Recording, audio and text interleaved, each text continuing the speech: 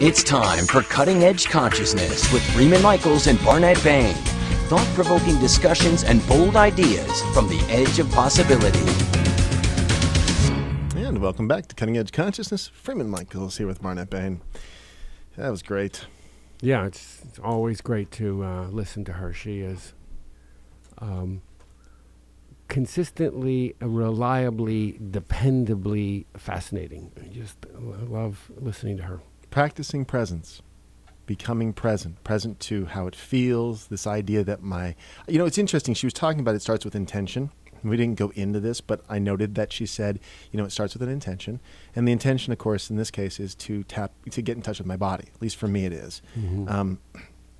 And to really begin to source the information that it has in terms of what's going on in my experience, because my head is less and less trustworthy. I'm aware the disconnect, and this is a lot of my work around the weight release, was recognizing that my body and my head were operating really in two different ways, and not in a constructive, two different ways, destructive, right? So getting the whole system on board, where my heart and my head and my body are all working in service to something. But the in service to something is a critical piece. Having the intention, but attention, as we know, follows intention. It follows what you put your focus on. Is so important. And it doesn't have to be mysterious. It can be, as in my case, it can simply be, I want to feel more alive. That's it. It can be all sorts of other things. It can be all kinds of strategic things. And again, it was for me. And at this point, I am exhausted. Yeah. I'm exhausted by the strategic thinking. Yeah. If I get this piece, if I understand, if I have a relationship with my body, then there'll be an outcome. It's really come to a point for me that I want to develop an intimacy with my body and with feelings that I don't have to think about. And so, as it happens, I'm quite in touch with feelings in my body right now. The power of intention, because you ask and see what happens. Now, well, that's you have to be careful. Way. You have to be careful about how you ask, because right. You don't want to get bouncing knock along me the upside asphalt. Knock me upside the head. Yeah. But I sort of did get knocked upside the head, and not in a not in a life-threatening way. Yeah, it's very mild, and I can see the treasure in it. Yeah. Now, it didn't have to happen that way. There are other ways to more gently get in touch with my body. But I am, given that that's how it happened, I am responding to it in a really beautiful way. I am more easily aware of my body because it is slightly uncomfortable. Mm-hmm. And so I have a more conscious awareness where I might otherwise have just drifted back up into my thinking again and, use my body as something to carry around my head. Right now, it's a different kind of experience going on there, and it feels like a new relationship. I'm dating. Yeah. There's a couple pieces here. One is that, how often when there's something has to happen for us to recognize. So, for example, an honoring. So when I get sick, I feel vulnerable, and I have come to feel grateful for that, because my illnesses often are directly after I've been going, mm-hmm. which doesn't serve me. And so my body has this way of, ding, ding, ding, ding, ding, hey, Freeman, I'm here. And I've come to really recognize that a lot of times when I get sick, it's a recalibration. It's a way that my body says to me, hey, too much. And so I've really come to honor the vulnerability of being ill, what comes up in being ill. And again, I'm not prescribing that. I think there's more constructive ways. If I'm more in tune with my body and more in my practices, I don't get sick, because my body feels, my body responds. That's one of the pieces of the puzzle. The other piece I wanted to bring up is the intention piece.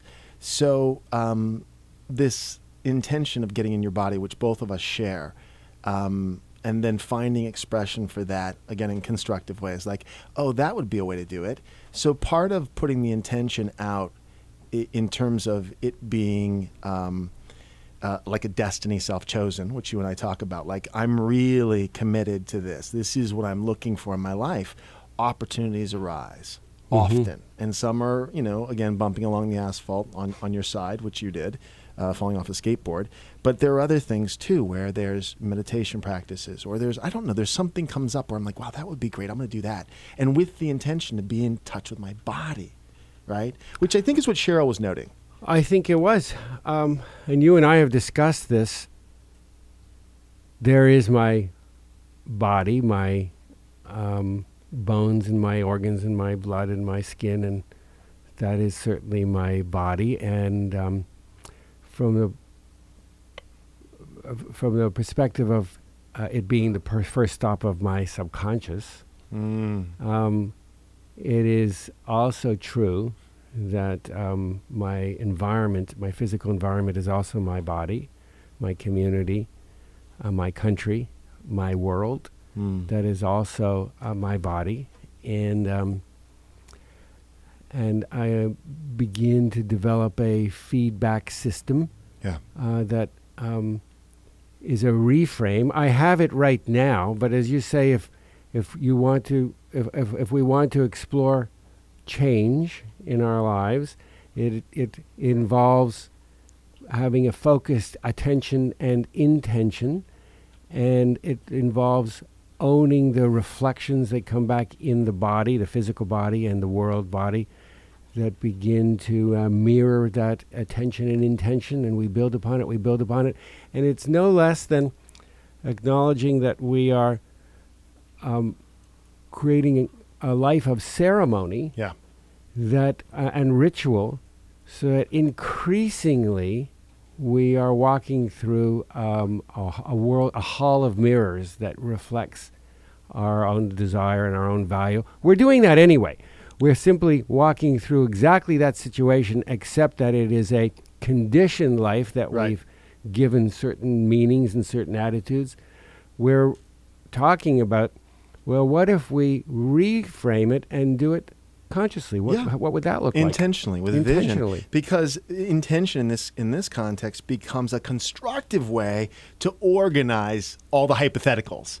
I'm not saying the hypotheticals aren't going to come. That little guy in the back of the bus is going to go, but I know that already. But the intention's big enough and generous enough to help organize all that stuff so that I can stay the course and continue to commit to practicing presence, to getting in my body. If you're in hypotheticals, we're not present. This is it. Any hypothetical is a voice from the past. I get it. So the moment I hear, well, what if, but I've fallen out of the present, and I am already reliving some experience of my past. And your intention is what activates that wisdom and what I was calling earlier the compassionate observer, like, oh, say it again, I'm not following you. Okay, so the intention, this generous intention, this sense. The choice maker. Yeah, you're talking about intention as the ability to be the chooser. Exactly, which is what I'm talking about when I say organize. So the choice making. Whose choice is it from moment to moment? Well, this is it. This is the critical piece. Is what part of me is doing the choosing, And first you got to acknowledge: is this a choice? Well, it's always a choice. Well, I don't always operate as though that it is. That's true. That's true. No, you're right. It really helps for me to, own it I all. can get all sort of spiritual, metaphysical, and conscious and say, it's always a choice. But do I behave that way? And am I living with the awareness of that? And the answer is not usually, because I'm not usually present. But to be present, not in the buts, to be present and aware of the buts, but present. Then I can ask myself, is this a choice? And I do. all day as a way to ritualize and to re-sanctify my world, and to remind myself, to make my subconscious conscious that it is a choice and I'm making it, and I'm making it consciously and not just as a theory. Yeah, this again is the self-awareness that I think Cheryl Esposito was talking about. And she's working with, CEOs of major corporations, teaching them to feel their butts in their seats, period. Become present to where you actually are self-aware in this compassionate and space creating way, and with a held intent, with a sense of possibility, we can begin to, you and I both know this, move more and more towards, I'm going to call it a destiny. We've called it a destiny self-chosen, but I don't even know at some point if it's entirely self-chosen, because the small self likes to do a lot of choosing, and yet there is a scent of something I've followed my entire life, which, by the way, led me to having this conversation, which led me to right here, that I've learned to trust, that I've learned to source in moments, that there's a possibility that's pulling on me to be more of who I could be. And I know personally, for me, that my head isn't going to get that done, that I'm going to have to move from conceptual self to actualized self. That's great. Yeah.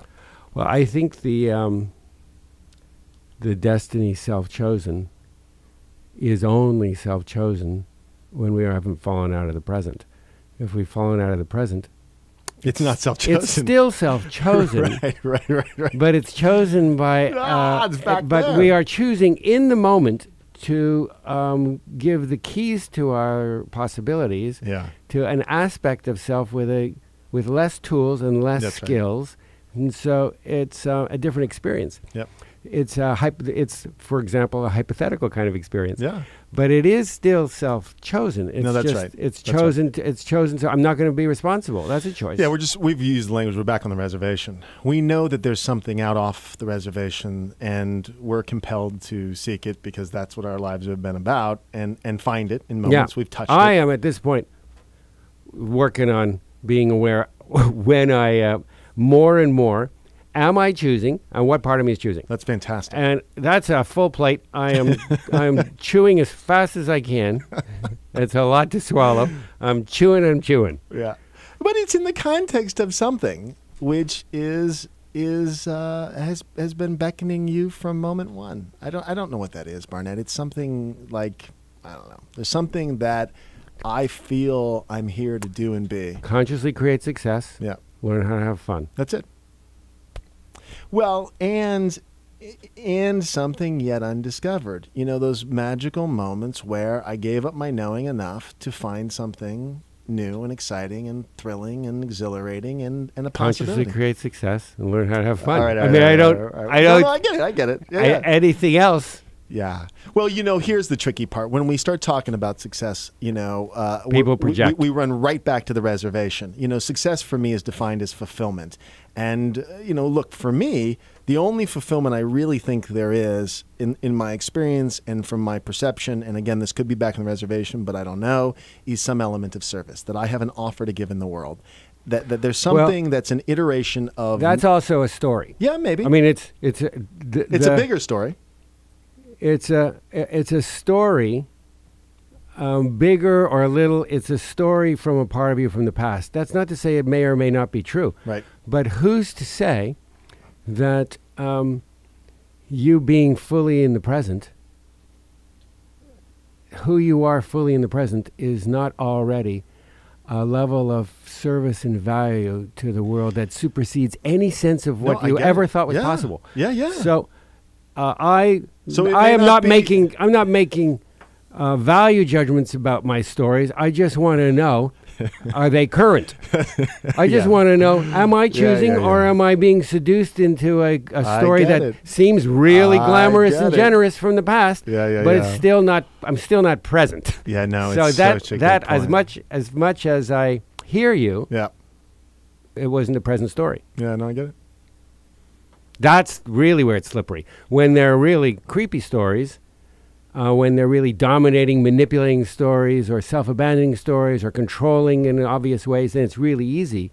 But when they're all like, feeding children and stuff, it's a little sketchier. And don't misunderstand me. I'm not saying we should and shouldn't. That's not about that. I'm just saying what, on the surface of things, where is it coming from? Is it coming from a part of me from the past that has a story about the way things ought to be? Right. Not saying I should or shouldn't do them. I just want to know I just want to know what part of me is operating. No, that's fantastic. And I think that's really, really beautiful. And so here's what I can say about what service means as a quality of experience. And they're very simplistic terms. It's a very present moment experience where I'm not self-conscious in the destructive way, where I'm giving myself and allowing myself, and it tends to be, we've used the language higher frequency. It feels like it's a better bargain in terms of the felt experience, right? Exhilarating or joyful or fun or intimate or whatever. Those are the touchstones, the felt experiences that I can say unequivocally I want more of. There's a line, that psychologists call agency. Right. Which is where I do these things in order to feel this or that. And so that is not, then it is, as you say, it absolutely is a bargain. But when it is not a bargain. Right. Right. So it's not a strategy. So you've used the language in this show and many shows about, again, am I caught back in, is this just another strategy? Is it agency? Agency. Am I being loving in order to feel good about myself? Right. No, that's right. Well, listen, we'll not get this all wrapped up and tucked in today. Ever. Well, maybe someday. I don't know. Who knows? But we're willing to live in that messy world. For those of you who have joined us for this lovely but messy conversation, we're thrilled. And we invite you to keep coming back. There's a prize if anybody can figure out what we were talking about. You win lunch with us. That's right. Thanks for tuning in to Cutting Edge Consciousness.